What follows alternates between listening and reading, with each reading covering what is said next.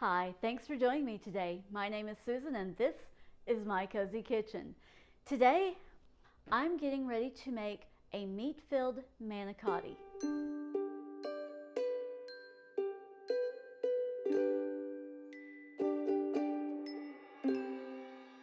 Okay, we are over at the stove now. I've got things going on 3 of my 4 eyes for dinner tonight.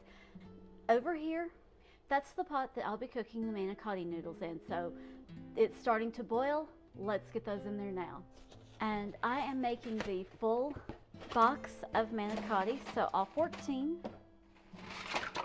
In they go. It says return it to a full boil and then cook for 6 minutes. So that's what I'm going to do. Whenever I make pasta, I always like to flavor my pasta. I added 2 beef bouillon cubes, a little dollop of olive oil, and a little bit of the dried minced onion. You could only put in salt if you wanted to, or you could add other things in there. Now it's time to get started with the sauce for the noodles. First things first, I'm going to add some olive oil to the pan, a tablespoon or so. I'm turning it on high heat because I want this to get going as quickly as possible. All right, so there's the olive oil. Okay, the onion is ready to go in. All right, stir that in. Going to lower the heat now and cook this a bit.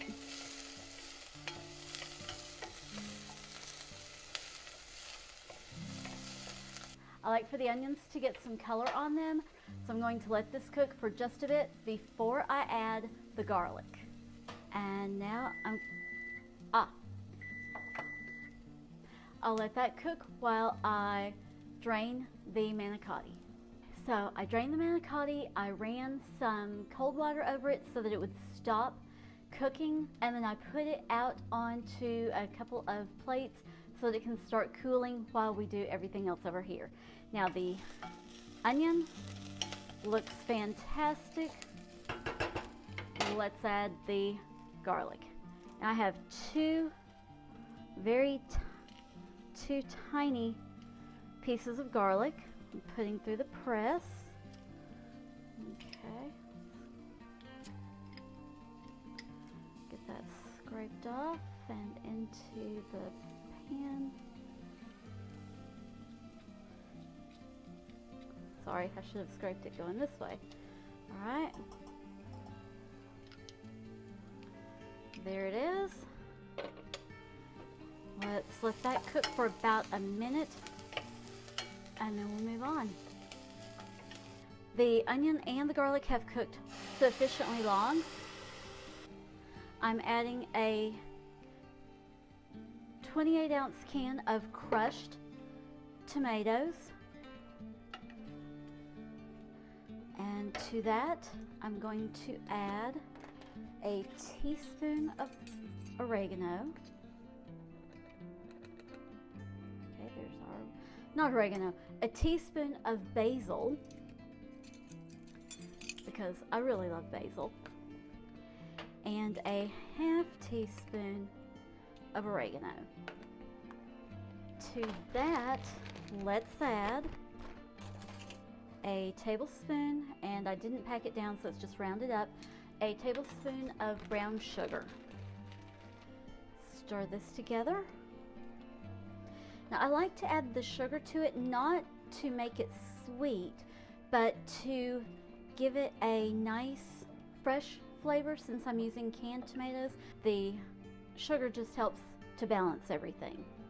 Now let's add a little bit of pepper, because tomatoes and pepper just go together.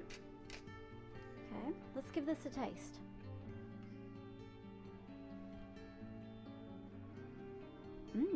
Oh, that's yummy. Quick, easy, absolutely delicious. And the only other thing I need to do is just to let it simmer. Now we're ready to work on the meat. A little bit of oil. Let's get this hot. I'll add onion to it and brown the onion just like we did for the sauce. Okay, that should be hot, and it is. So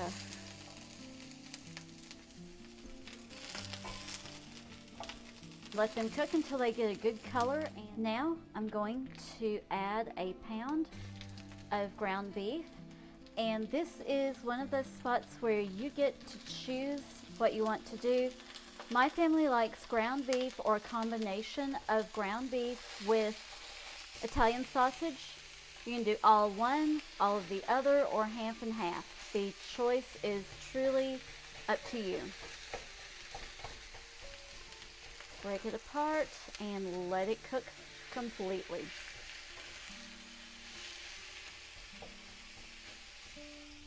I do like to flavor the meat, so let's add some salt and a little pepper just to give it a little bit of flavor along with the onion. And you know, my family goes light on salt. Add however much you like to use when you're cooking. Okay, the beef has finished cooking. I've got it sitting here cooling before I add it to my bowl with all the rest of the things. Cookie's over here watching and making sure that we do it all right. The first thing I'm going to do is crack 3 eggs into my bowl.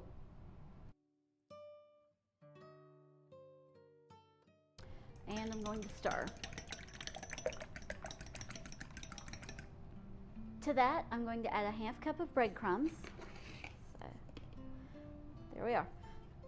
A little bit of Parmesan. Just going to sprinkle some in there. To that, I'm going to add 1/3 cup of Italian blend cheese. This is the 6 cheese blend. You could do straight mozzarella. I'm going to sprinkle in a little bit of basil. That was maybe 1/4 teaspoon. I'm going to do the same with oregano, just a little bit, and a little bit of black pepper.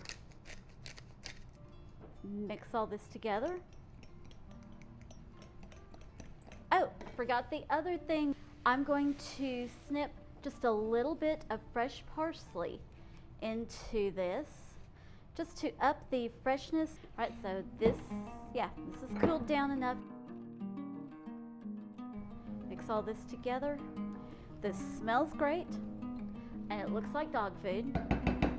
Yeah, I hate the way it looks, but the taste is so yummy that I forgive it for looking like that.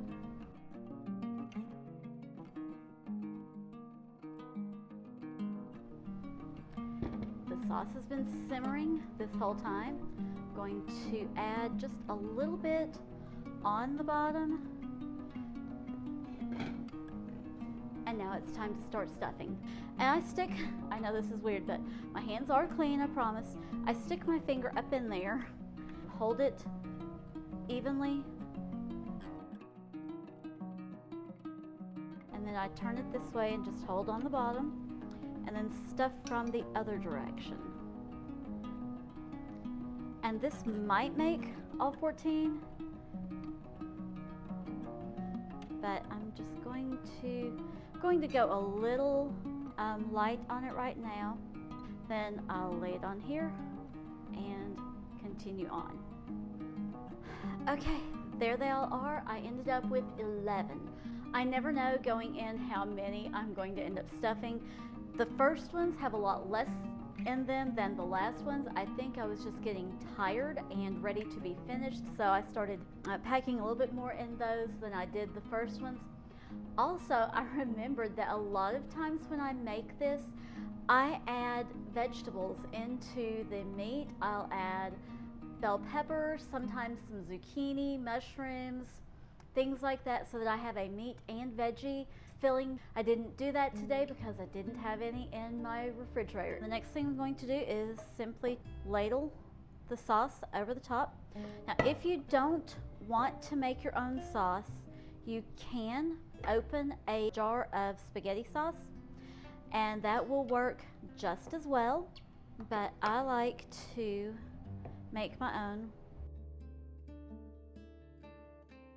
I meant to stir this in, I forgot to, so I'm going to cut a few pieces of the parsley over the top. It really adds flavor and freshness to the dish.